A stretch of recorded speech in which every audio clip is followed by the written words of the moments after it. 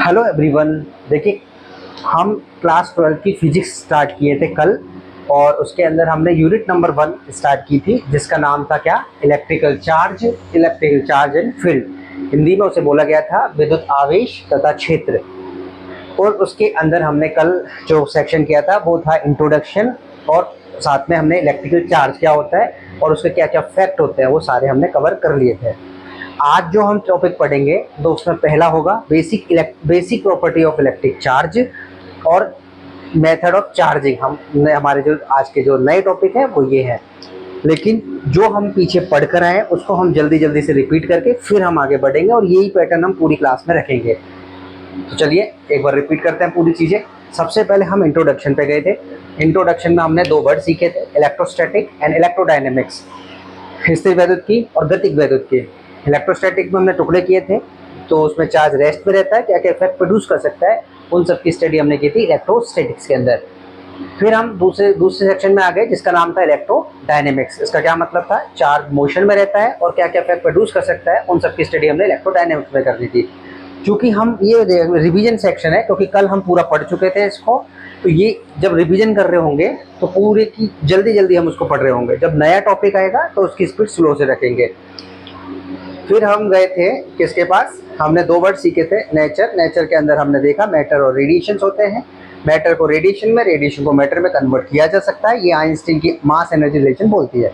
Matter अगर किसी body पे फोर्स लगाती है तो उसके पास एनर्जी का होना जरूरी है। फिर हमने फोर्स की बात की, जिसमें हमने बताया कि ग्रेविटेशनल जो फोर्स है वो हमेशा नीचे की तरफ, और जब क्योंकि अर्थ का जो मास है वो ज़्यादा है, वो हमेशा कोई भी ऑब्जेक्ट को अपनी तरफ खींचती है। लेकिन हमने एक्सपेरिमेंट के थ्रू देखा कि जो स्केल को रब करके चार्ज करके कागज के वो टुकड़ों को ऊपर की तरफ खींच रहा था। मतलब एक जो फोर्स है, जो ग्रेविटेशनल फोर्स है, क्या है? ज़्यादा स्ट्रॉन्ग है, और उस फोर्स को इलेक्ट्रिकल फोर्स बोला था। क्योंकि ग्रेविटेशनल फोर्स और इलेक्ट्रिकल फोर्स दोनों लॉन्ग रेंज के फोर्स हैं, ठीक है। और 2 फोर्स और है, वीक न्यूक्लियर फोर्स और स्ट्रॉन्ग न्यूक्लियर फोर्स, जो कि न्यूक्लियस के अंदर रखते हैं, जो कि शॉर्ट रेंज के फोर्स है, और ये स्ट्रॉन्ग फोर्स भी माना जाता है, सबसे ज़्यादा स्ट्रॉन्ग फोर्स भी है। फिर फोर्स की बात हमने कर दी खत्म। उसके बाद हमने ये देखा कि चार्ज अगर है तो वो फोर्स लगाता है, चार्ज नहीं है तो फोर्स नहीं लगाता है। तो सारी कहानी आ गई। तो उसके बाद हमारे पास इलेक्ट्रिकल चार्ज के बारे में, विद्युत आवेश के बारे में। तो हमने देखा इलेक्ट्रिकल चार्ज किसी मेटेरियल की वो कैरेक्टरिस्टिक प्रॉपर्टी है जो दूसरे ऑब्जेक्ट को क्या करती है? दूसरे ऑब्जेक्ट पे फोर्स लगाती है उसको, ओके। या हमने उसको इलेक्ट्रिकल चार्ज को ऐसे भी देखा कि इलेक्ट्रिकल चार्ज किसी भी मेटेरियल की वो प्रॉपर्टी है जो उसके अंदर इलेक्ट्रिक इफेक्ट और मैग्नेटिक वेव या तो प्रोड्यूस कर रही होती है या उसको असेंस कर रही होती है। फिर हम फैक्ट पे चले गए थे। फैक्ट में हमने क्या क्या पढ़ा? हमने फैक्ट में नंबर 1 में पढ़ा। फैक्ट में क्या पढ़ा? अगर नो मटेरियल नो चार्ज, अगर मेटेरियल नहीं है तो चार्ज भी नहीं होगा। नंबर 2 में क्या पढ़ा? चार्ज और मास दोनों इंट्रिंसिक प्रॉपर्टी है, और उसके अंदर हमने दोनों के डिफरेंस भी देखे। चार्ज पॉजिटिव नेगेटिव होता है, मास ऑलवेज पॉजिटिव होता है। हमने देखा चार्ज जो है वो स्पीड पर डिपेंड करता है, नहीं करता है, और मास उस पर डिपेंड करता है। कल हम पूरा पढ़ चुके थे ये। उसके बाद हमने एक्सपेरिमेंट, कुछ अलग अलग वैज्ञानिकों ने कुछ एक्सपेरिमेंट किए, जिसमें देखा गया कि ग्लास को ग्लास के साथ क्या, ग्लास को जब ग्लास के पास ले जाया जाता तो रिपल्सन हो रहा था, लेकिन ग्लास को प्लास्टिक के पास लाने पर वहाँ पर क्या हो रहा था? अट्रैक्शन हो रहा था। तो वहाँ से पॉइंट बना कि चार्ज 2 टाइप के होते हैं, जिसमें लाइक चार्ज रिपेल करेंगे, अनलाइक चार्ज अट्रैक्ट करेंगे। हमारे भाई ये वाला पॉइंट भी क्लियर है। उसके बाद हम आगे गए। आगे हमने क्या पढ़ा?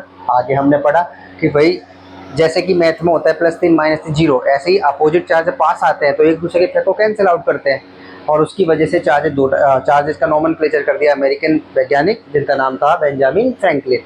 उन्होंने क्या बोला? चार्जेस 2 टाइप के हैं, पॉजिटिव और नेगेटिव, ओके। फिर हम और आगे गए। आगे जाकर हमने क्या पढ़ा? आगे जाकर हमने पढ़ा इलेक्ट्रॉन थ्योरी। इलेक्ट्रॉन थ्योरी में हमने पढ़ा कि जितने भी एटम्स है सारे नॉर्मली न्यूट्रल होते हैं, मतलब टोटल चार्ज उन पर 0 होता है। या हम बोले जितने प्रोटॉन होता है उतने इलेक्ट्रॉन होने की वजह से नेट चार्ज 0 हो गया है। इलेक्ट्रॉन पे चार्ज नेगेटिव होता है, प्रोटॉन पे चार्ज पॉजिटिव होता है, न्यूट्रॉन पे चार्ज 0 होता है। ये सब हम पढ़ चुके हैं, ओके। चूँकि ये रिवीजन है, रिवीजन क्योंकि कल हम पूरा पढ़ चुके थे अच्छे तरीके से, और अच्छे तरह से पढ़ा है, इसलिए जल्दी जल्दी इसको हम खत्म कर रहे हैं, ओके। फिर हमने देखा कि किसी भी बॉडी को अगर पॉजिटिव चार्ज करते हैं तो वहाँ पर इलेक्ट्रॉन का लॉस होता है, और किसी भी बॉडी को अगर हम नेगेटिव चार्ज करते हैं तो वहाँ पर इलेक्ट्रॉन का गेन होता है। इलेक्ट्रॉन गेन और लॉस के केस में मास पे भी फर्क पड़ता है। जैसे इलेक्ट्रॉन लॉस हो रहा है तो वो अपना इलेक्ट्रॉन, जो एक इलेक्ट्रॉन जा रहा है वो अपना मास भी लेके जाता है, इसलिए मास वहाँ डिक्रीज हो जाता है। तो पॉजिटिवली चार्ज बॉडी जो होती है उसके अंदर इलेक्ट्रॉन का लॉस होता है, लेकिन मास क्या होता है, पॉजिटिव चार्ज डिक्रीज हो जाता है। इलेक्ट्रॉन गेन का क्या मतलब है, इलेक्ट्रॉन आया है तो क्या हुआ है उस पर, इलेक्ट्रॉन गेन का क्या मतलब है, उसका मास इंक्रीज हो जाता है। ये हमने पूरा पढ़ लिया था कल। ओके, अब हम आगे बढ़े। आगे हमने देखा कि एक इलेक्ट्रॉन पे जो चार्ज है उसे एलिमेंट्री चार्ज बोला गया था। क्या बोला गया था, एलिमेंट्री चार्ज। और एक इलेक्ट्रॉन पे चार्ज की वैल्यू कितनी होती है, माइनस का 1.6 इंटू 10⁻⁻19। जब भी दो वस्तुओं को रगड़ेंगे तो जो इलेक्ट्रॉनों को ट्रांसफर होगा वो एक इलेक्ट्रॉन से कम नहीं हो सकता, तो एक इलेक्ट्रॉन इसीलिए एलिमेंट्री चार्ज कहलाया था। ये सारी चीज़ हम कल कवर कर चुके हैं पूरी। अब हम इसके थोड़े आगे चलेंगे जिसमें फैक्ट से हम इसको पूरे को उठाएंगे।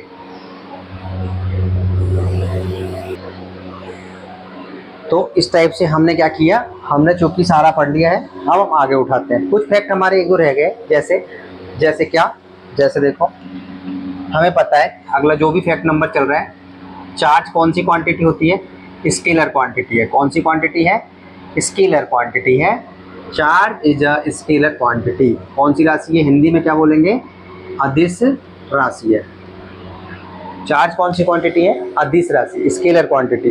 अब स्केलर क्वांटिटी क्या होती है, हम 11th में पढ़कर आए दो स्केलर और वेक्टर के बारे में।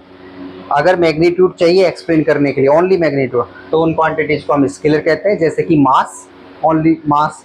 और अगर किसी भी क्वांटिटी को एक्सप्लेन करने के लिए हमें मैग्नीट्यूड के साथ डायरेक्शन चाहिए, क्या चाहिए, अगर हमें मैग्नीट्यूड के साथ डायरेक्शन चाहिए तो हम उस क्वांटिटी को कौन सी क्वांटिटी बोलेंगे, वेक्टर, जैसे कि फोर्स। ओके, एक तो हमारा पास ये फोर्थ रह गया था। अब हम आगे चलते हैं। देखो हम आगे पढ़ेंगे और 10th से पढ़ते भी आ रहे हैं कि जो आई का फॉर्मूला होता है वो होता है Q बटा टी। आई का फॉर्मूला क्या होता है, Q बटा टी। तो यहाँ से Q बराबर कितना आया, यहाँ से Q बराबर कितना आ गया, I इंटू टी। यहाँ से Q बराबर कितना आ गया, I इंटू टी। अब I की वैल्यू, I चूँकि वो 7 फंडामेंटल यूनिट्स है जो हम 11th में पढ़ चुके हैं, तो I का जो मात्रक होता है वो क्या होता है, एम्पियर, और टी का क्या होता है, सेकेंड। तो Q का जो मात्रक आया वो क्या बना, एम्पियर इंटू सेकेंड।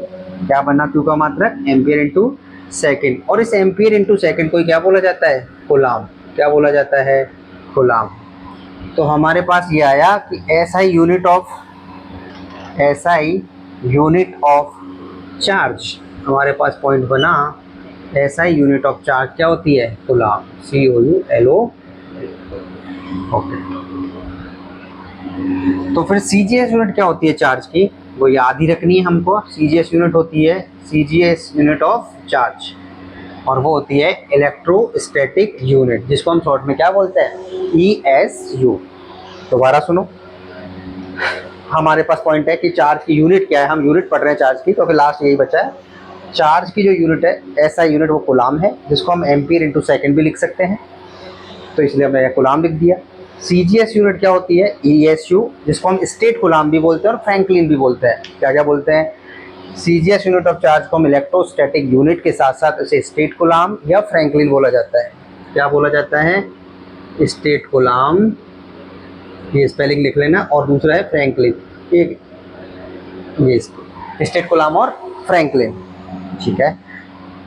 तो एक कूलाम में कितने ESU होते हैं ये भी याद रखना है। कितने ESU होते हैं, 3 गुणा 10 की घात 9। एक कूलाम बराबर कितना, 3 इंटू 10⁻⁹ सॉरी ESU। अदर यूनिटों में सबसे बड़ी यूनिट होती है, एक यूनिट और होती है चार्ज की, जिसको बोलते हैं हम EMU, इलेक्ट्रोमैग्नेटिक यूनिट। और ये एक EMU बराबर कितना होता है, 10 कूलाम। तो सोचो एक EMU में इतने कूलाम, पे लार्जेस्ट यूनिट हो गई चार्ज की, कौन, EMU। फुल नेम क्या है, इलेक्ट्रोमैग्नेटिक यूनिट। दोबारा सुनेंगे एक बार सारी चीज़ें। चार्ज जो है वो कौन सी क्वांटिटी है, स्केलर। चार्ज की SI यूनिट क्या है, कूलाम। CGS यूनिट क्या है, ESU, जिसको क्या बोला जाता है, स्टेट कूलाम। और इसका एक नाम और होता है फ्रैंकलिन। एक कूलाम में कितने ESU होते हैं, 3 इंटू 10⁹ ESU। चार्ज की एक बड़ी यूनिट होती है जिसका नाम होता है EMU, इलेक्ट्रोमैग्नेटिक यूनिट। तो एक EMU में कितने कूलाम होते हैं, 10 कूलाम, ठीक है। तो हमारे पास हमने इंट्रोडक्शन के साथ साथ चार्ज क्या है और चार्ज के सारे इफेक्ट्स पढ़ लिए, जितने भी हो सकते थे हम ज़्यादा से ज़्यादा कवर कर लिए हैं। ठीक है, अब हम आगे चलेंगे और अब आगे चलकर हम पढ़ेंगे क्लासिफिकेशन ऑफ मटेरियल।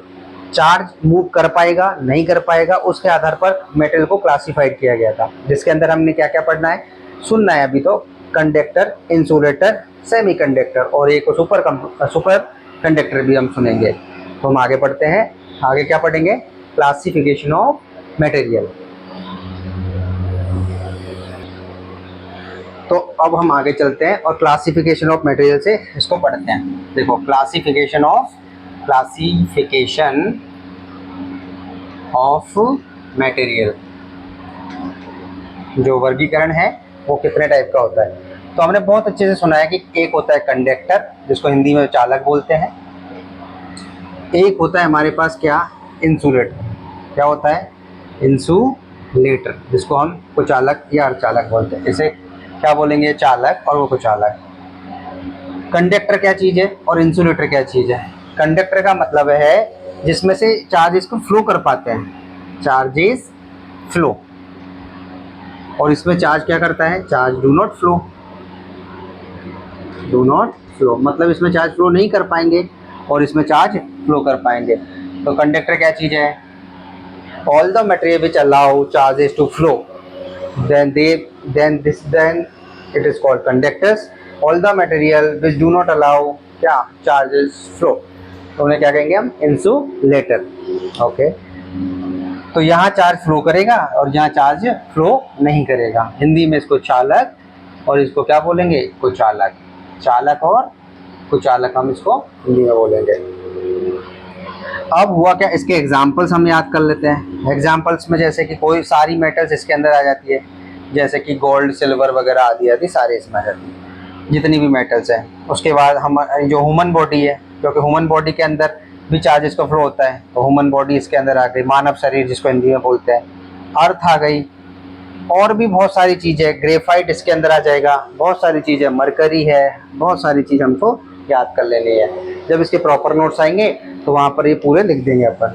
तो हमें तो यहाँ समझना क्या है कि कंडक्टर और इंसुलेटर क्या मतलब है। कंडक्टर का मतलब है जिसमें से चार्जेस का फ्लो होता है, और इंसुलेटर का मतलब क्या है, जिसमें से चार्जेस का फ्लो नहीं होता है। अब इसके भी एग्जाम्पल जैसे कि प्लास्टिक है, हमारे पास क्या है, प्लास्टिक है, रबर है, और भी बहुत सारी चीज़ें हैं जैसे पोर्सलिन है, ये सब। और इस टाइप से हमने एक दो यहाँ पर लिख दिए और को याद कर लेंगे। दोबारा सुनेंगे कंडक्टर और इंसुलेटर के बारे में। जिसमें से चार्जेस फ्लो कर जाते हैं उन्हें क्या बोला जाएगा, कंडक्टर, और जिसमें से चार्जेस फ्लो नहीं कर पाते हैं उन्हें इंसुलेटर बोला जाएगा। ओके, कंडक्टर और इंसुलेटर कैसे, कंडक्टर इंसुलेटर, जैसे कि कोई भी वायर है, हम जो भी तार पकड़ते हैं उसके ऊपर इंसुलेटर लगा होता है। जैसे कि मानो ये वायर है और ये अगर इसके ऊपर इंसुलेटर ना लगाए तो क्या होगा, क्योंकि उस वायर के अंदर से चार्ज फ्लो कर रहे हैं और हम अगर सीधा पकड़ लेंगे वायर को तो उसके अंदर जो चार्जेस फ्लो हमारे बॉडी में आ जाएगा। और ह्यूमन बॉडी क्या है, ह्यूमन बॉडी भी कंडक्टर है, तो वो चार्जेस फ्लो आएगा और हमको करंट लगेगा। इसलिए क्या करते हैं, जितने भी वायर है उनके ऊपर हम इंसुलेटर चढ़ा देते हैं, ताकि हमारा जो हैंड है सीधे वायर से कनेक्ट ना हो और वो इंसुलेटर से कनेक्ट बना रहे।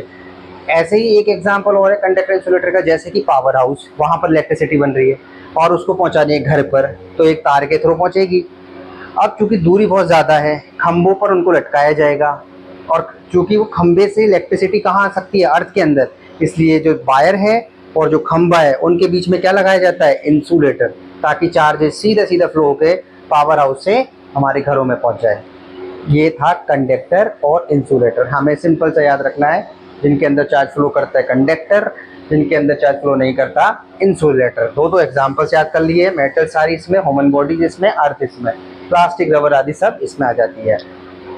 ये हो गया कंडक्टर और ये हो गया इंसुलेटर। हम आगे भी पढ़ेंगे, आगे देखो, आगे हम एक वर्ड सुनेंगे कंडक्टिविटी, चालकता, जिसको हम चालकता भी बोलेंगे कंडक्टिविटी। वो इसकी स्ट्रेंथ बताएगा। जैसे कंडक्टर की स्ट्रेंथ बतानी है तो हमें कौन से टर्म्स का यूज करेंगे, हम यूज करेंगे कौन सी का, कंडक्टिविटी का। कंडक्टिविटी का, अगर किसी भी मेटल की कंडक्टिविटी ज़्यादा है तो वो क्या है, बेटर कंडक्टर। क्या है, बेटर कंडक्टर। क्या है भाई, बेटर कंडक्टर। ओके, अगर इंसुलेटर की स्ट्रेंथ बतानी है तो हम एक टर्म्स यूज करते हैं जिसका नाम होता है डाई इलेक्ट्रिक स्ट्रेंथ। क्या नाम है इसका? Dielectric strength. क्या नाम है? Dielectric strength. दोबारा सुनो, मैंने क्या बोला? बोला कि कंडक्टर कितना स्ट्रॉन्ग है, स्ट्रेंथ कितनी है उसकी, उसको बताने के लिए टर्म्स यूज करते हैं, इसको कंडक्टिविटी बोलते हैं। ये सब आगे हम करंट इलेक्ट्रिसिटी पढ़ेंगे, उसमें सब आएगा वापस। बट अभी याद रखना है, जिसकी कंडक्टिविटी ज़्यादा वो उतना ही ज़्यादा अच्छा कंडक्टर माना जाएगा। और इंसुलेटर की अगर स्ट्रेंथ बतानी है तो हम एक वर्ड यूज करते हैं जिसका नाम है डाई इलेक्ट्रिक स्ट्रेंथ। और इसमें क्या है, अगर किसी की डाई इलेक्ट्रिक स्ट्रेंथ, शॉर्ट में लिख रहा हूँ मैं डाई इलेक्ट्रिक स्ट्रेंथ को, अगर वो ज़्यादा है तो वो कैसा हो जाएगा? Better insulator. कैसा हो जाएगा? बेटर इंसुलेटर, अच्छा, कुछ अलग माना जाएगा। अब डाई इलेक्ट्रिक स्ट्रेंथ क्या है, इन सबको भी हम पढ़ेंगे और ये काम का है, बोर्ड में बार बार क्वेश्चन आता है डाई इलेक्ट्रिक स्ट्रेंथ के बारे में। पर यहाँ तक समझ आ गया होगा। कंडक्टर इंसुलेटर क्या चीज़ है, दोबारा सुनेंगे। जिसमें से चार्ज का फ्लो होता है कंडक्टर, जिसमें चार्ज का फ्लो नहीं होता इंसुलेटर, खत्म बात। Examples all metals, human bodies, earth, सब इसके अंदर आ गई है। इसके अंदर प्लास्टिक है, रबर आदि आ गया है। अगर कंडक्टर की स्ट्रेंथ बतानी है तो हम टर्म यूज करते हैं कंडक्टिविटी। मोर कंडक्टिविटी बेटर कंडक्टर, मतलब जिसकी कंडक्टिविटी ज़्यादा वो अच्छा कंडक्टर। ऐसे ही इंसुलेटर की जो, इंसुलेटर में क्या है, इंसुलेटर में बड़ा सिंपल है, इसकी स्ट्रेंथ बताने के लिए हम एक टर्म्स यूज करते हैं जिसका नाम क्या है? Dielectric strength. और अगर डाई इलेक्ट्रिक स्ट्रेंथ ज़्यादा है तो वो उतना ही अच्छा क्या माना जाएगा? इंसुलेटर। अब हमारी सारी कहानी किस पे आके टिक गई है? डाई इलेक्ट्रिक स्ट्रेंथ क्या चीज़ है, डाई इलेक्ट्रिक स्ट्रेंथ क्या चीज़ है। क्योंकि इसको तो हम यूनिट नंबर 3 में पढ़ लेंगे, कंडक्टिविटी अच्छे से आएगा तो अब वहाँ पे पढ़ लेंगे, लेकिन वो डाई इलेक्ट्रिक स्ट्रेंथ यही पढ़ना है अपन को। तो वो क्या चीज़ है देखते हैं अब आगे हम। तो अब हम चल रहे हैं डाई इलेक्ट्रिक स्ट्रेंथ के पास। डाई इलेक्ट्रिक स्ट्रेंथ से पहले हम एक कॉन्सेप्ट पढ़ लेते हैं, फ्री इलेक्ट्रॉन। क्या नाम है? फ्री इलेक्ट्रॉन, मुक्त इलेक्ट्रॉन जो होता है। जैसे कि ये न्यूक्लियस है और न्यूक्लियस के अंदर कौन पाया जाता है? प्रोटॉन, जिसपे पॉजिटिव चार्ज होता है। तो न्यूक्लियस पे भी पॉजिटिव चार्ज हो गया। इसके चारों तरफ चक्कर कौन लगा रहा है? इलेक्ट्रॉन। कौन चक्कर लगा रहा है? ये माना कि ये इलेक्ट्रॉन चक्कर लगा रहे हैं इसके चारों तरफ। ओके, अब ये चूंकि आउटर मोस्ट ऑर्बिट में बैठे हुए हैं तो इसको हम क्या करते हैं, अगर हम हीट करें at room temperature, heating at room temperature, तो होगा क्या? होगा ये कि जो इलेक्ट्रॉन है गेट्स एनर्जी, इलेक्ट्रॉन के पास क्या आ जाएगी? एनर्जी आ जाएगी। और अगर इलेक्ट्रॉन के पास एनर्जी आ गई तो होगा क्या? क्योंकि हम जानते हैं काइनेटिक एनर्जी का फॉर्मूला क्या होता है? Half m v square. क्या होता है? Half m v square. तो यहाँ से देख के पता चल रहा है कि kinetic energy directly proportional to the v square. किसके? बी स्क्वायर के। काइनेटिक एनर्जी प्रोपोर्शनल है बी स्क्वायर के। तो अगर ये बढ़ गई है, तो हमने लिखा था इलेक्ट्रॉन गेट्स एनर्जी, तो ये बढ़ गई है तो उसकी स्पीड भी बढ़ गई है। तो इलेक्ट्रॉन क्या करता है? उस ऑर्बिट को छोड़ के बाहर निकल जाता है। इलेक्ट्रॉन, तो क्या लिखेंगे? गेट आउट फ्रॉम ऑर्बिट, ऐसे लिख सकते हैं शॉर्ट में। तो उसने अपने ऑर्बिट को छोड़ दिया और फ्री हो गया, और इसीलिए उस इलेक्ट्रॉन को क्या बोला जाएगा? Free electron. ये हमारे पास ये है फ्री इलेक्ट्रॉन। ये पूरा कॉन्सेप्ट समझ आया फ्री इलेक्ट्रॉन का? क्या होता है फ्री इलेक्ट्रॉन, दोबारा सुनेंगे एक बार अच्छे से। फ्री इलेक्ट्रॉन कुछ नहीं है, आउटर मोस्ट में न्यूक्लियस के चारों तरफ चक्कर लगाते हैं इलेक्ट्रॉन, और आउटर मोस्ट में जो ऑर्बिट में जो इलेक्ट्रॉन पाए जाते हैं वो क्या करते हैं? लूजली बाउंडेड होते हैं विद द न्यूक्लियस।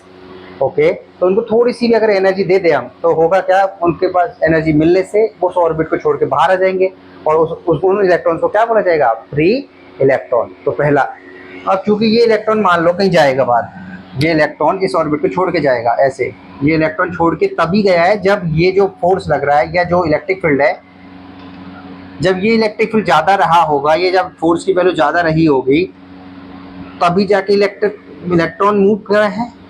ये इलेक्ट्रॉन मूव तब किया है जब ये वैल्यू जो है, मान लो कि ये जो वैल्यू है ये मान लो 100 है और ये 90 वैल्यू है इलेक्ट्रिक फील्ड की, मान लो ये वैल्यू जो है 100 है और ये 90 वैल्यू है। चूंकि ज़्यादा है इसलिए ऑर्बिट को छोड़ पाया, लेकिन अगर उल्टा हो जाए तो, कि अगर ये 100 और ये 90 है तो ये चूंकि अच्छी से पकड़ के रखा हुआ है तो ये इलेक्ट्रॉन को जाने नहीं देगा। और इलेक्ट्रॉन अगर मूव नहीं करेगा, इलेक्ट्रॉन या तो लॉस करता है या गेन करता है, और इलेक्ट्रॉन की लॉस और गेन करने से पॉजिटिव नेगेटिव चार्ज डेवलप होते हैं। तो कंडक्टर में तो क्या होता है कि कंडक्टर में क्या हो रहा है कि ये जो वैल्यू है ये ज़्यादा है, इसलिए इलेक्ट्रॉन छोड़ के बाहर चला जाता है और क्या बन जाता है? फ्री इलेक्ट्रॉन्स, और इसलिए वहाँ पर पॉजिटिव और नेगेटिव चार्ज डेवलप होते रहते हैं। लेकिन इंसुलेटर में क्या होता है, ऐसे कुछ मेटल होते हैं, ऐसे कुछ मटेरियल होते हैं जिनमें ये जो स्ट्रेंथ है ये बहुत ज़्यादा होती है, इसलिए इलेक्ट्रॉन को मूव नहीं होने देता। दोबारा सुनेंगे, कंफ्यूजन नहीं होगा बिल्कुल भी। जब हमने देखो यही समझ लेते हैं कंडक्टर का, और जैसे ये न्यूक्लियस है और ये मान लो ये क्या है अपने पास, इलेक्ट्रॉन है।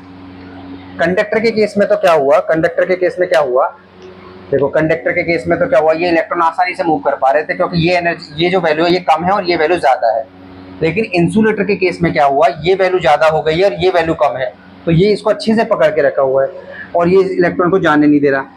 और अगर इलेक्ट्रॉन जाने नहीं रहे तो वहाँ पे पॉजिटिव नेगेटिव चार्ज भी डेवलप नहीं होगा, मतलब चार्ज फ्लो नहीं कर पाएगा। इलेक्ट्रॉन फ्लो नहीं कर रहा है, इसका मतलब चार्ज फ्लो नहीं कर रहा है, तो वो बिहेव लाइक अ इंसुलेटर हो जाएगा। मतलब ये किसकी तरह काम कर रहा होता है, इंसुलेटर की तरह। समझ आया कॉन्सेप्ट? ओके। तो अब कहानी सीधी सी बात ये है कि ये स्ट्रेंथ की वो वैल्यू है जिस पर ये इलेक्ट्रॉन मूव नहीं कर रहा है। ये आगे हम पढ़ेंगे इलेक्ट्रिक फील्ड क्या होता है, पूरा पढ़ेंगे हम। किसी चार्ज के चारों तरफ का फील्ड होता है वो हम पूरा पढ़ लेंगे इसी यूनिट के अंदर। तो अभी तो याद रखते हैं कि ये इलेक्ट्रिक फील्ड की जो मैक्सिमम वैल्यू है जिस पे ये इलेक्ट्रॉन को मूव नहीं करने दे रहा है। क्या करने दे रहा है, दोबारा सुनेंगे क्या हो रहा है इसमें। देखो ये इलेक्ट्रॉन ऐसे जाना चाहिए था, लेकिन चूंकि ये वैल्यू बहुत ज़्यादा है और ज़्यादा होने की वजह से इलेक्ट्रॉन को मूव नहीं करने दे रहा है, और मूव नहीं करने दे रहा है तो ये मेटेरियल किसकी तरह बिहेव कर रहा है, इंसुलेटर की तरह। किसकी तरह बिहेव कर रहा है, इंसुलेटर की तरह। क्यों, क्योंकि electron do not move, electron not move, सीधा सा लिख देते हैं। क्योंकि इलेक्ट्रॉन मूव नहीं कर रहा है इसलिए मेटेरियल किसकी तरह बिहेव कर रहा है, इंसुलेटर की तरह, इंसुलेटर की तरह बिहेव कर रहा है। तो ये जो वैल्यू है, जैसे मान लो ये वैल्यू मान लो 1000 है, ये वैल्यू जो है 1000 छोड़ो, कोई डेटा ले सकता है, बट अपन को समझना ये है कि इलेक्ट्रॉन अगर मूव नहीं कर पा रहा है तो वो मेटल किसकी तरह बिहेव कर रहा है, इंसुलेटर की तरह।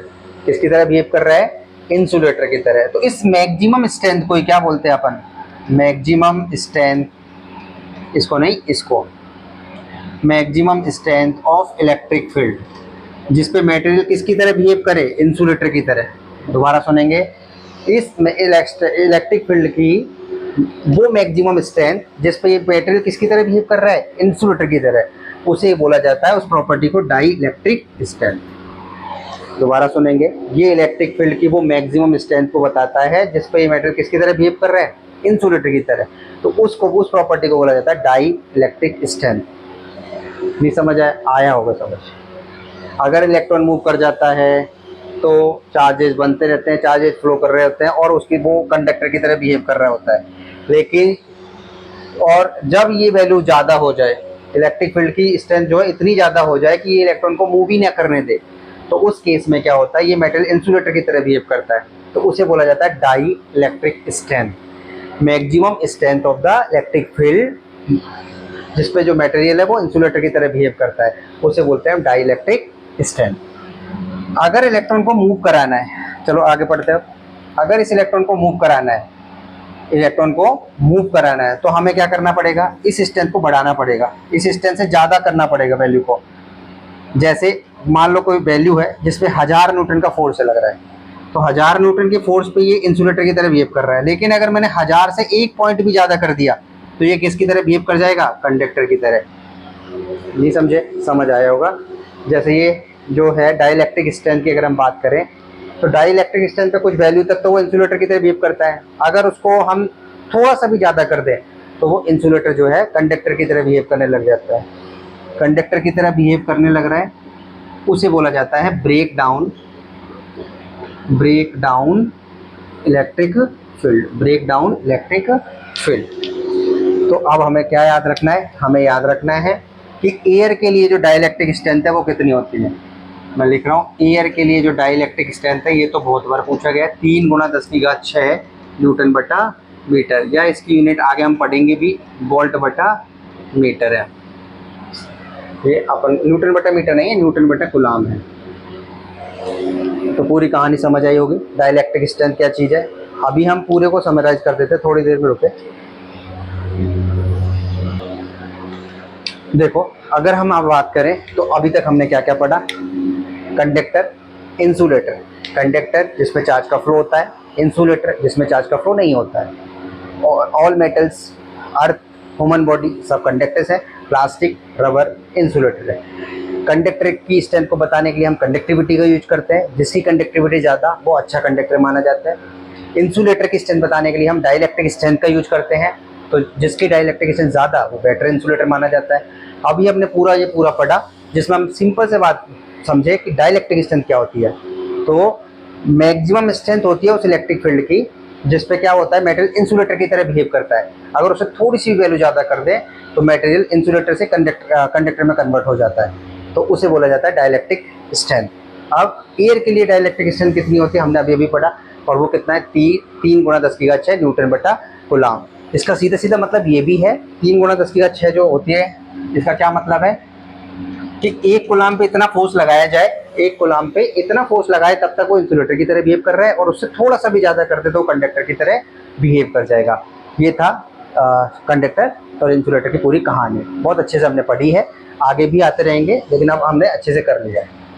कन्फ्यूजन टॉपिक था डाइलेक्ट्रिक स्ट्रेंथ, पूरा समझा है हमने। अब इसमें 2 टर्म्स और आती है छोटी सी, जैसे आगे आएगा सेमीकंडक्टर। ये तो हमारे पूरे यूनिट ही है। सेमीकंडक्टर में क्या होता है आगे हम पूरे अच्छे से पढ़ेंगे इसको, लेकिन अभी थोड़ा सा देख लेते हैं। जो लो टेम्परेचर पे तो किसकी तरह बिहेव करे, इंसुलेटर की तरह, और जो हाई टेम्परेचर है, जो हाई टेम्परेचर उस पर किसकी तरह बिहेव करे, कंडक्टर की तरह।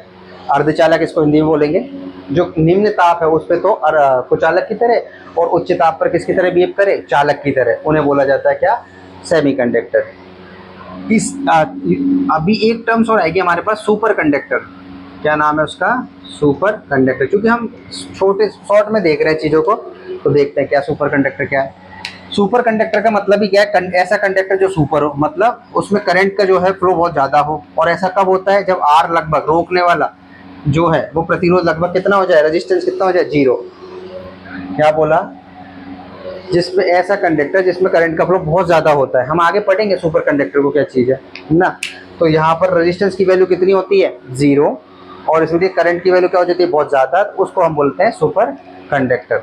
और यहाँ तक हमने जितने भी चार्ज से रिलेटेड जितनी भी एक्स्ट्रा चीज़ें वो सारी खत्म कर ली है। अब सबसे इंपॉर्टेंट टॉपिक हम पढ़ेंगे जिसका नाम होगा basic property of electric charge. Basic property of electric charge. तो अब हम पढ़ते हैं basic property of electric charge. Basic property of electrical charge, आवेश जो है उसके मूल गुणधर्म क्या क्या है। तो ये बोर्ड में बार बार पूछे जाते हैं। तो हमारी पहली प्रॉपर्टी क्या है, एडिटिविटी ऑफ चार्ज।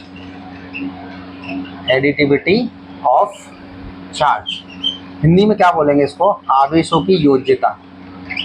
क्या बोलेंगे, आवेशों की योज्यता। ऐसे इसको क्या बोलेंगे, विद्युत आवेश के मूल गुणधर्म।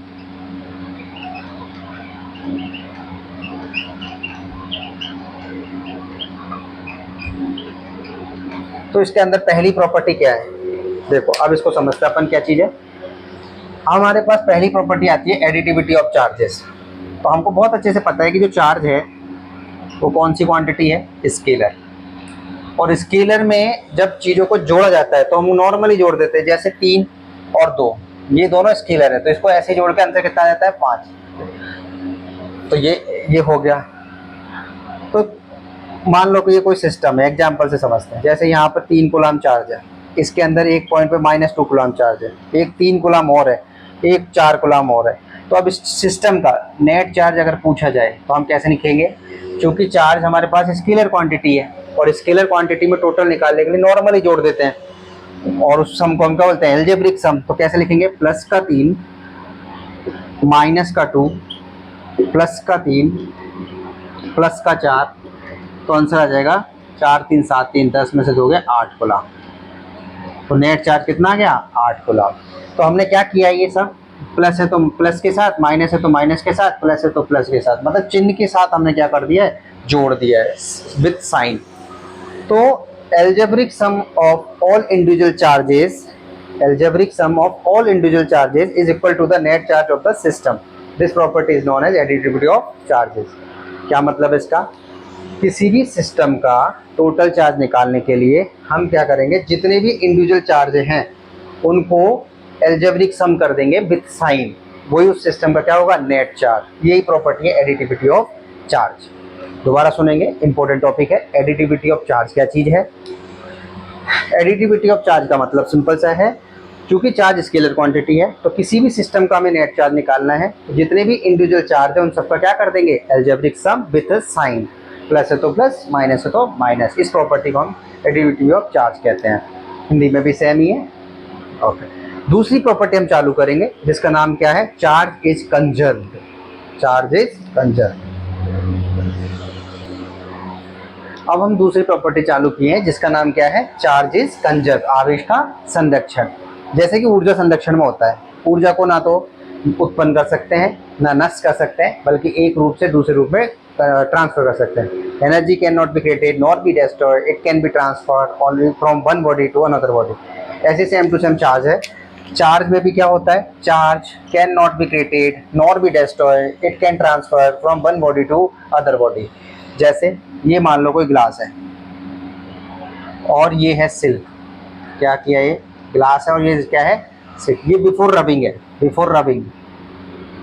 अब रबिंग कर दी हमने, रगड़ दिए इनको आपस में, तो होगा क्या। हमने ये टॉपिक पढ़ा भी है, कल ही पढ़ा है हमने कि ग्लास को जब सिल्क के साथ रब करते हैं तो ग्लास पे तो पॉजिटिव आता है और सिल्क पे नेगेटिव आता है। जैसे इसको ऐसे बना देते हैं, ये ग्लास है और ये सिल्क है। तो हुआ क्या कि जब रबिंग किया तो ये जो ग्लास का है इसने मान लो कि 4 इलेक्ट्रॉन का लॉस किया। कितने इलेक्ट्रॉन का लॉस किया, 4 इलेक्ट्रॉन का। और वो 4 इलेक्ट्रॉन निकल के किसके पास चले गए, ये सिल्क के पास। तो इसने तो इलेक्ट्रॉन का लॉस किया और इसने इलेक्ट्रॉन का गेन किया।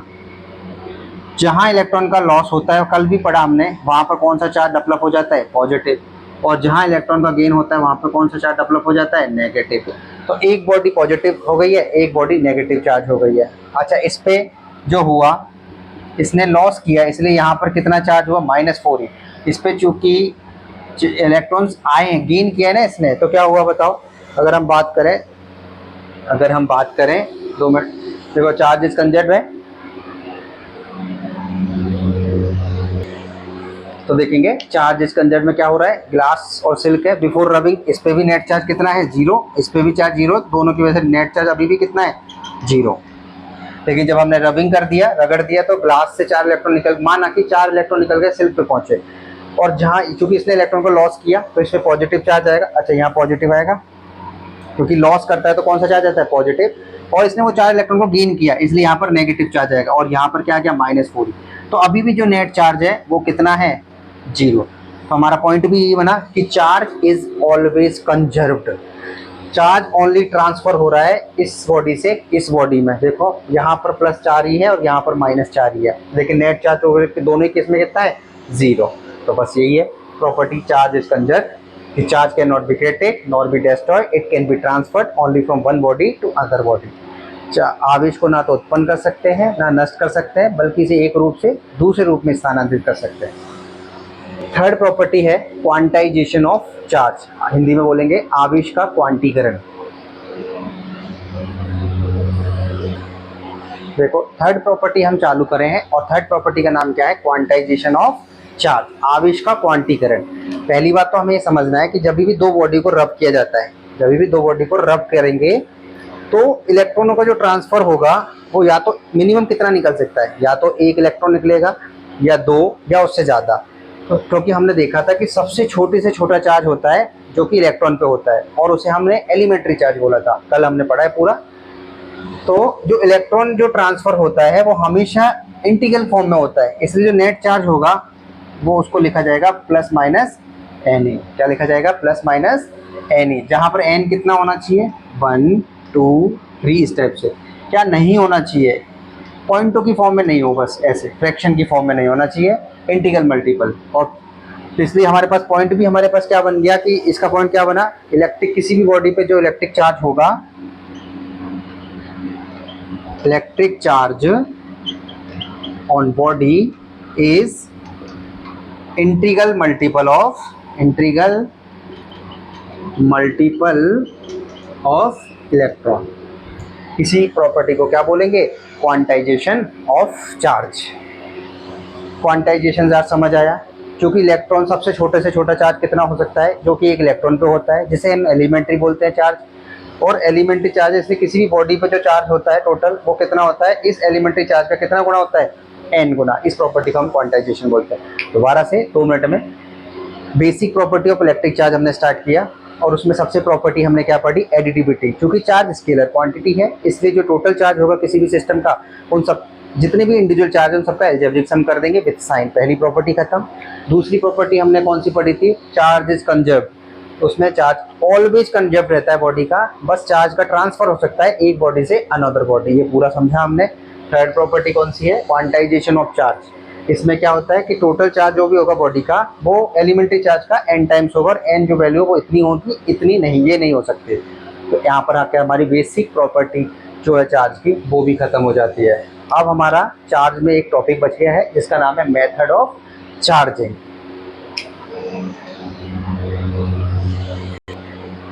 तो देखो अब हम चालू कर रहे हैं मेथड ऑफ चार्जिंग। तो पहले ही हमारे पास मेथड आता है चार्जिंग बाय फ्रिक्शन। और ये तो हम अभी बहुत देर से सुन रहे हैं कि दो ऑब्जेक्ट को हमें रब कर रहे हैं तो एक बॉडी, दोनों बॉडी चार्ज होती है जिसपे एक पे पॉजिटिव और एक पे नेगेटिव आता है। कैसे, जैसे एग्जांपल देखते हैं। अभी अभी हमने लिखा भी इसको, जैसे वही ये एक मान लो ग्लास बॉडी है, ये ग्लास है और ये सिल्क है। अभी तो नेट चार्ज कितना है बिफोर रबिंग, 0, तो इसलिए नेट चार्ज अभी भी कितना है, 0। लेकिन जब इसको रब कर देंगे, रबिंग करने के बाद, आफ्टर रबिंग, रगड़ने के बाद, तो होगा क्या कि ग्लास से कुछ इलेक्ट्रॉन माना कि सिल्क पे चले गए, ग्लास के कुछ इलेक्ट्रॉन कहाँ चले गए, सिल्क पे। कितने इलेक्ट्रॉन चले गए, माना कि 10 इलेक्ट्रॉन चले गए। तो हुआ क्या बताओ, क्योंकि इसने इलेक्ट्रॉन लॉस किया। अभी अभी हम पढ़कर आए हैं, हम तो बस एक्सप्लेन कर रहे हैं। और इलेक्ट्रॉन जहाँ भी होता है वहाँ पर लॉस हो गया। कितने का लॉस हुआ, 10 इलेक्ट्रॉन्स का। और चूंकि इसने इलेक्ट्रॉन को गेन किया, और इसने कितने इलेक्ट्रॉन गेन करे, और वो गेन करे 10 इलेक्ट्रॉन, लेकिन नेट चार्ज अभी भी कितना है, 0। और अभी अभी हमने पूरा मेथड पढ़ा। तो हमने क्या सीखा इस मेथड में, चार्जिंग बाय फ्रिक्शन में, कि दो बॉडीज को आपस में रब किया जाता है, जिसमें क्या होता है एक बॉडी से कुछ इलेक्ट्रॉन निकलकर दूसरी बॉडी में चले जाते हैं। अच्छा, अब इसमें एक कॉन्सेप्ट और है, वर्क फंक्शन, कार्यफलन। मिनिमम एनर्जी के कारण कुछ इलेक्ट्रॉन इससे निकलकर उसमें जाते हैं, वो आगे आएगा हमारे। पर हमें याद क्या रखना है, जब दो बॉडी को रब किया जाता है तो एक बॉडी से इलेक्ट्रॉन निकलकर दूसरी बॉडी में जाते हैं। जिस बॉडी से इलेक्ट्रॉन का लॉस होता है वहाँ पर पॉजिटिव चार्ज आ जाता है, जिस बॉडी पे इलेक्ट्रॉन गेन होता है वहाँ पर नेगेटिव चार्ज आ जाता है। इस प्रकार से दोनों वस्तुओं पे चार्ज हो जाती है। और यही मेथड था चार्जिंग बाय फ्रिक्शन। और भी हमने पढ़े हैं, पहले स्टार्टिंग इंट्रोडक्शन में पढ़े थे। जैसे कि स्केल है, स्केल को रब करते हैं तो क्या होता है, स्केल छोटे छोटे कागज के टुकड़ों को क्या करता है, अपनी तरफ खींच लेता है। तो इस टाइप से भी फ्रिक्शन वो जो चार्जिंग बाय फ्रिक्शन के अंदर ही आएगा मेथड। तो यहाँ पे चार्जिंग बाय फ्रिक्शन खत्म होता है। दूसरा कौन सा मेथड है, चार्जिंग बाय कंडक्शन। अब देखिए दूसरे मेथड में हम पढ़ रहे हैं चार्जिंग बाय कंडक्शन। अब हम क्या कर रहे हैं, हमने क्या किया इस मेथड के अंदर, हम क्या कर रहे हैं, जैसे कि हमने एक अनचार्ज बॉडी ले ली। अनचार्ज बॉडी का मतलब है उसमें जितने प्रोटॉन है, जितने पॉजिटिव चार्ज है उतना ही नेगेटिव चार्ज है। तो ये हमने अनचार्ज बॉडी ले ली। क्या ले ली हमने, अनचार्ज बॉडी। और इसके जस्ट बगल में हमने क्या रख रखा है, एक चार्ज बॉडी जिसपे माना कि प्लस चार्ज है, बीच में गैप है। और इस बॉडी को हमें चार्ज करना है। ये कौन सी बॉडी है, चार्ज्ड बॉडी। अब होगा क्या, इसके अंदर हमको क्या करना होता है, कंडक्शन मेथड के अंदर इन दोनों बॉडीज को कांटेक्ट में लाना होता है। कारण क्योंकि बीच में एयर है, और एयर चूंकि एयर अगर बीच में है तो वो इंसुलेटर की तरह बिहेव करेगी, इसलिए चार्ज को कभी भी इसके पास नहीं आने देगी। तो हमें क्या करना पड़ेगा, इन दोनों बॉडीज को कांटेक्ट में लाना पड़ेगा ताकि बीच की एयर खत्म हो जाए और चार्जेस का ट्रांसफर इस बॉडी से इस बॉडी पे हो जाए। इसलिए हम क्या करते हैं, कांटेक्ट में इस बॉडी को लेकर आते हैं, इन कांटेक्ट। तो अगली स्टेप में हमने क्या किया, इस बॉडी के कांटेक्ट में हम उस बॉडी को लेकर आए। अब बीच की एयर गायब, तो यहाँ का जो पॉजिटिव चार्ज वो आराम से रिपल्सन के कारण ज़्यादा से ज़्यादा जगह दूर जा सकता है, इसलिए इस बॉडी पे क्या आ गया, चार्ज आ गया।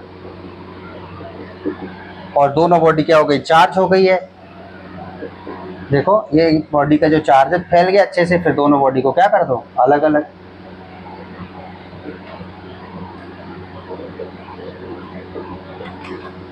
तो जो है हमारे पास क्या आ गया, both positively charge body.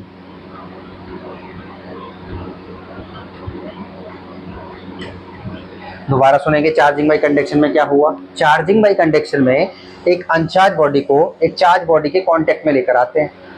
Contact में लाना इसलिए जरूरी है क्योंकि बीच में एयर है और वो इंसुलेटर की तरह बिहेव करती है, इसलिए चार्ज को इधर नहीं आने दे रही है, तो हम कांटेक्ट में लेकर आए। जिससे क्या हुआ, इस पे जो भी चार्ज था, अब पहले इतनी जगह पे फैल सकता था ज़्यादा से ज़्यादा, लेकिन अब तो उसको जगह मिल गई, तो अब वो ज़्यादा से ज़्यादा फैल पाएगा और वो फैल जाता है ऐसे। फिर दोनों बॉडीज को अलग अलग कर दो, तो इस पे भी पॉजिटिव, इस पे भी पॉजिटिव, तो हम लास्ट में रिजल्ट लिख देंगे, दोनों बॉडी है पॉजिटिवली चार्ज हो चुकी है। तो ये कौन सा मेथड हुआ, चार्जिंग बाई कंडक्शन। पहला हमने कौन सा पढ़ा, चार्जिंग बाई फ्रिक्शन। दूसरा कौन सा पढ़ा, चार्जिंग बाई कंडक्शन। और लास्ट टॉपिक कौन सा है इसका, charging by induction. Very very important. अब देखें, अब हम लास्ट टॉपिक पढ़ रहे हैं इस चार्जिंग के अंदर, charging by induction. Charging by induction last and very very important topic. और इंडक्शन का मतलब होता है, इस जैसे कंडक्शन में हमें बॉडीज को कांटेक्ट में लाना होता है, इंडक्शन में बॉडी को कांटेक्ट में नहीं लाया जाता। ठीक है, ओके। इसके अंदर हम दो मेथड पढ़ेंगे, एक तो हम ग्राउंडिंग करके करेंगे और एक विदाउट ग्राउंडिंग भू संपर्कित करके, और एक दूसरा बिना भू संपर्कित करके। चलो हम इस मेथड को पढ़ते हैं आगे।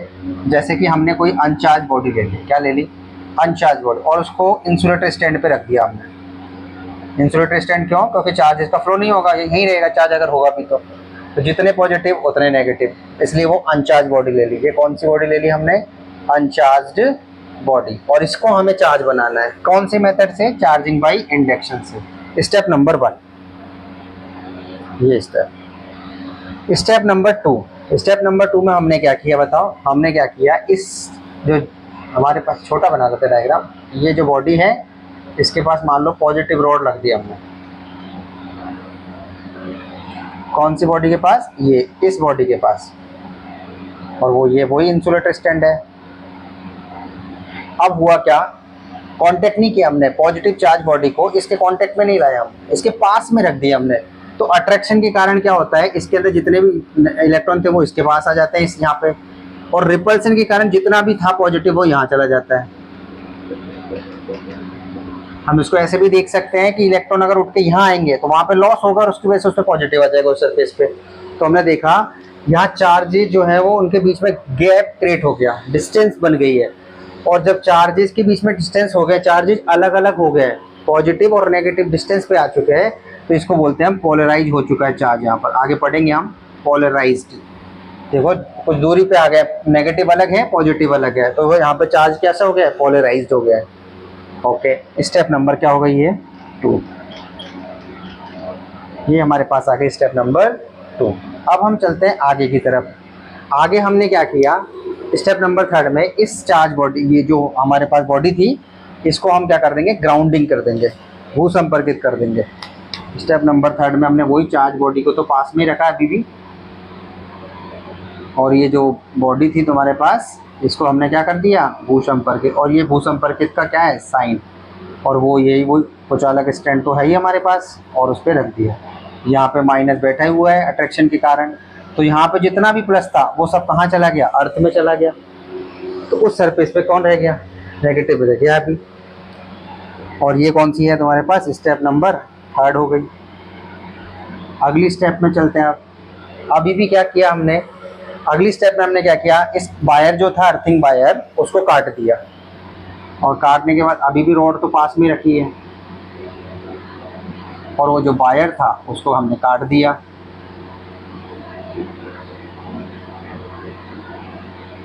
तो अब हुआ क्या, क्योंकि वायर काट दिया तो यहाँ पर माइनस माइनस माइनस, ये जो माइनस है ना इस सरफेस पे इसलिए है क्योंकि यहाँ पे रॉड रखे हुए है पॉजिटिव, तो अट्रैक्शन के कारण माइनस यहाँ अभी भी चिपका हुआ है। अगर इस रॉड को हटा दें तो माइनस रिपल्सन के कारण पूरी सरफेस पे फैल जाएगा। तो स्टेप नंबर 4 के बाद ये स्टेप नंबर 4 है, और जो इसकी लास्ट स्टेप है यही लिख लेते हैं अपन। स्टेप नंबर 5 जो बनेगी वो कौन सी बनेगी, स्टेप नंबर 5 में क्या होगा, इस रॉड को हटा देंगे, तो रिपल्सन के कारण माइनस अब इतनी सी जगह में थोड़ी रहेगा, वो तो उसको जगह दिख रही है तो वो यहाँ जाके फैल जाएगा, माइनस पूरी सरफेस पे जाके फैल जाता है। और ये जो है पूरा जो है बॉडी जो हमारे पास अनचार्ज थी, देखो ये अनचार्ज बॉडी थी, अब ये नेगेटिवली चार्ज हो चुकी है। इस प्रोसेस में हम इसको पॉजिटिव भी बना सकते हैं, बस वहाँ पे छड़ कैसी लेनी होगी, नेगेटिव। तो ये मेथड बनता जिसमें हमने ग्राउंडिंग मेथड, ग्राउंडिंग करके, देखो यहाँ पे ग्राउंडिंग की है, और ग्राउंडिंग करके उस अनचार्ज बॉडी को नेगेटिव चार्ज बॉडी बना दिया है। वेरी वेरी इंपॉर्टेंट है, एक्सप्लेन करना है एग्जाम में, ऐसे ही करना है पांचों स्टेप के थ्रू। स्टेप 1 में ये, स्टेप नंबर 2 में, स्टेप नंबर 3 में, स्टेप नंबर 4 में, स्टेप नंबर 5 में, और इस तरह से हम नेगेटिव चार्ज कर देते हैं। एक मेथड और है जिसमें हम इस ग्राउंडिंग का यूज नहीं करेंगे, विदाउट ग्राउंडिंग करेंगे उसको चार्ज। कैसे करेंगे देखते हैं अभी।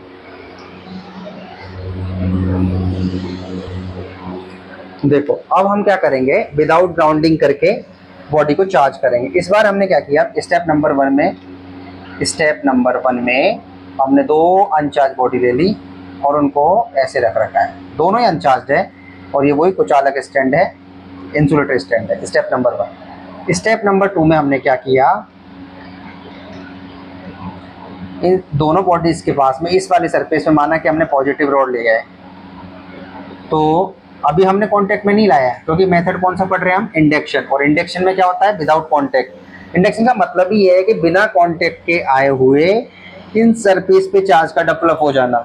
इंडक्शन, इंड्यूस्ड चार्ज, जो चार्ज यहाँ डेवलप होता है उस चार्ज को हम बोलते हैं इंड्यूस्ड चार्ज, प्रेरित आवेश, क्योंकि वो इसकी वजह से हुआ है। तो अब हमारे पास क्या हुआ, तो यहाँ पर इस पॉजिटिव की वजह से इस सरफेस पे क्या आ जाएगा, नेगेटिव। कौन सा क्या जाएगा, नेगेटिव। और इसके पास में एक और रखा है हमारे पास, ये वही इंसुलेटर स्टैंड है, ये वही इंसुलेटर स्टैंड है। तो नेगेटिव इस पे आया है और इस पॉजिटिव के कारण रिपल्सन होगा, तो पॉजिटिव जो भी चार्ज होगा वो ज़्यादा से ज़्यादा दूर जाना चाहेगा। तो ज़्यादा से ज़्यादा कहाँ जा सकता है, यहाँ पे। तो यहाँ पे कौन आ जाता है, पॉजिटिव। इसको ऐसे भी समझ सकते हैं, यहाँ पे नेगेटिव, फिर ये अट्रैक्शन है पॉजिटिव, फिर यहाँ नेगेटिव और फिर लास्ट में पॉजिटिव। तो इस तरह से ये हो गया हमारा स्टेप नंबर 3 में। स्टेप नंबर 3 में क्या हो रहा है, अब हम क्या करते हैं, जो दोनों चार्ज बोले थे, अनचार्ज बोले थे, उनको थोड़ी थोड़ी दूरी पे रख देते हैं। रॉड को वहीं रखते हैं पास में, रॉड अभी भी पास में ही है, बस थोड़ा सा सेपरेट कर देते हैं इंचार्ज, इनको, बॉडी को।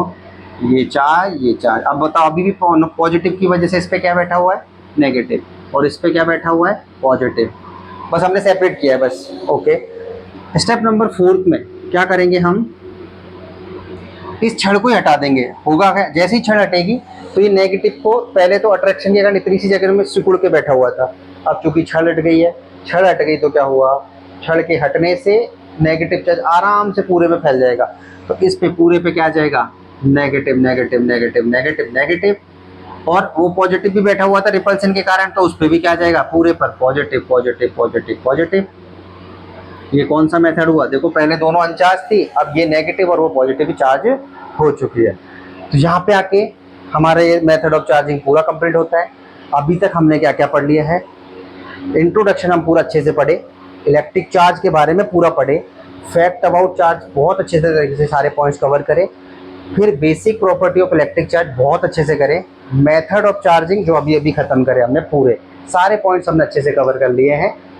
अब जैसे ये यूनिट खत्म होगी तो इसके जितने भी इंग्लिश वाले नोट्स अलग और हिंदी वाले नोट्स लास्ट में दे दिए जाएंगे। बस क्या करना है, वीडियो अच्छा लगे तो लाइक और सब्सक्राइब दोनों कर दें। मिलते हैं अगली क्लास में।